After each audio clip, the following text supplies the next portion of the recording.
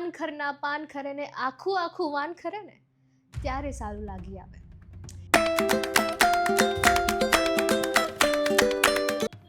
મને જે વસ્તુ ગમે એ વસ્તુ પ્રત્યે મારી લાગણી 100%. અને ત્યારે હું જે ભાષા સતત બોલતી આવું છું, મારું પરિવાર જે ભાષા વર્ષોથી બોલતું આવે છે, એ ભાષા માટે મારી લાગણી કેટલી હોઈ શકે.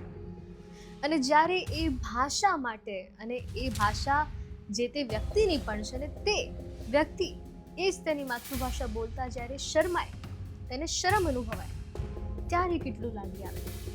કહેવાય છે ને પેલી સરસ એક પંક્તિ છે કે પાનખરના પાન ખરે ને આખું આખું વાન ખરે ને ત્યારે સારું લાગી આવે.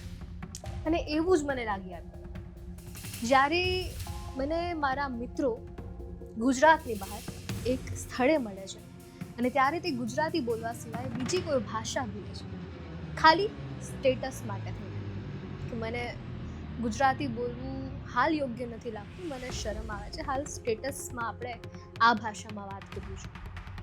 અને વસ્તુ 1 વાર 2 વાર 3 વાર 4 વાર 5 વાર કેટલી વાર લાગી આવે.